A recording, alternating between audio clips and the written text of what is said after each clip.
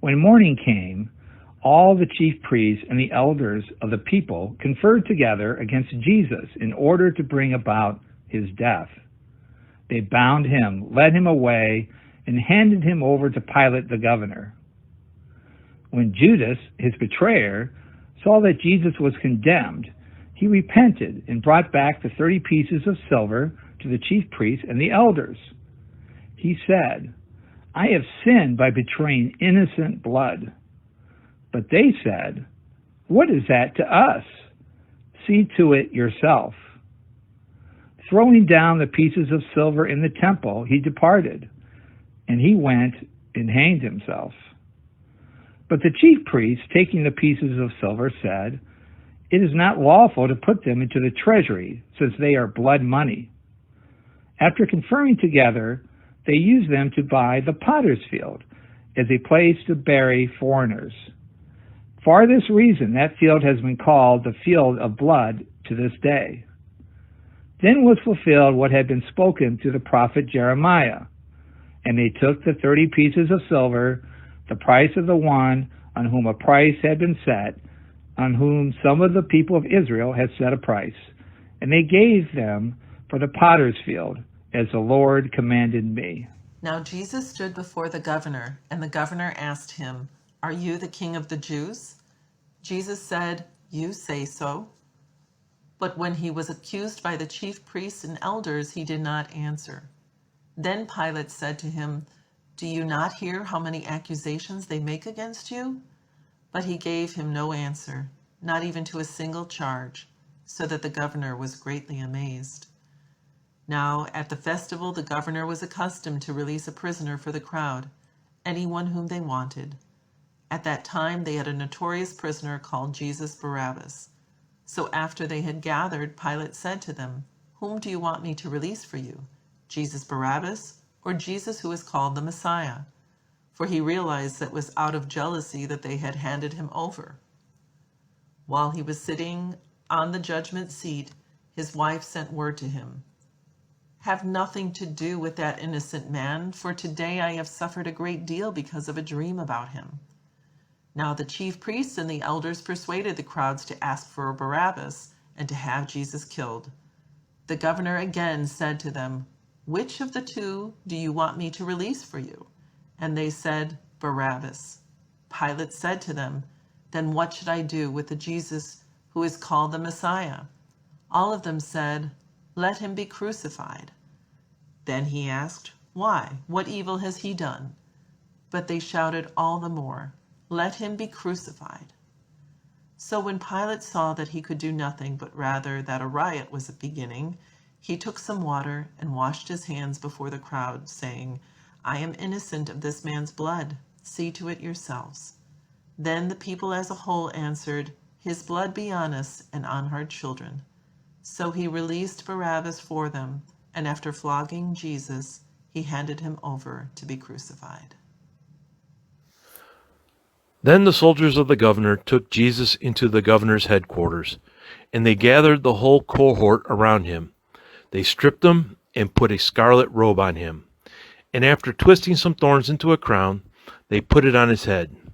They put the reeds in his right hand and knelt before him and mocked him, saying, "All hail, King of the Jews!"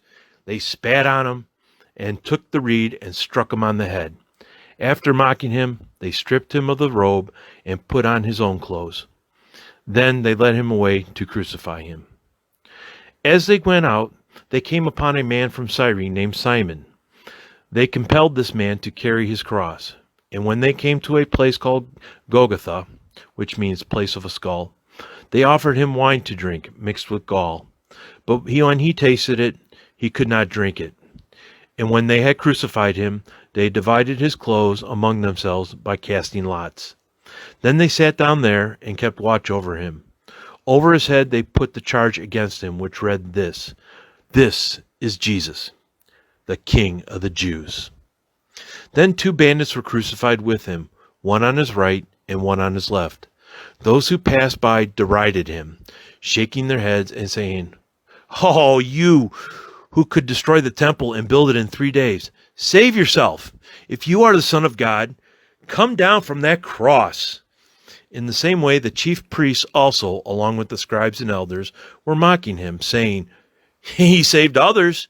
He cannot save himself. He is the King of Israel. Let him come down from the cross now, and we will believe in him. He trusts in God. Let God deliver him now, if he wants to, for he said, 'I am God's son.'" The bandits who were crucified with him also taunted him in the same way. From noon on, darkness came over the whole land until 3 in the afternoon. And about 3 o'clock, Jesus cried with a loud voice, "Eli, Eli, lama sabachthani." That is, my God, why have you forsaken me?" When some of the bystanders heard it, they said, "This man is calling for Elijah." At once one of them ran and got a sponge, filled it with sour wine, put it on a stick, and gave it to him to drink. But the others said, "Wait, let us see whether Elijah will come to save him." Then Jesus cried again with a loud voice and breathed his last. At that moment, the curtain of the temple was torn in two, from top to bottom. The earth shook, and the rocks were split. The tombs also were opened, and many bodies of the saints who had fallen asleep were raised. After his resurrection, they came out of the tombs and entered the holy city and appeared to many. Now when the centurion and those with him who were keeping watch over Jesus saw the earthquake and what took place, they were terrified and said, "Truly, this man was God's son." Many women were also there, looking on from a distance. They had followed Jesus from Galilee and had provided for him. Among them were Mary Magdalene, and Mary the mother of James and Joseph, and the mother of the sons of Zebedee. When it was evening, there came a rich man from Arimathea named Joseph, who was also a disciple of Jesus. He went to Pilate and asked for the body of Jesus. Then Pilate ordered it to be given to him. So Joseph took the body and wrapped it in a clean linen cloth and laid it in his own new tomb, which he had hewn from the rock. He then rolled a great stone to the door of the tomb and went away. Mary Magdalene and the other Mary were there, sitting opposite the tomb. The next day, that is, after the day of preparation, the chief priests and the Pharisees gathered before Pilate and said, "Sir, we remember what that impostor said while he was still alive. 'After 3 days I will rise again.' Therefore, command the tomb to be made secure until the 3rd day, otherwise his disciples may go and steal him away, and tell the people he has been risen from the dead, and the last deception would be worse than the first." Pilate said to them, "You have a guard of soldiers. Go, and make it as secure as you can." So they went with the guard and made the tomb secure by sealing the stone.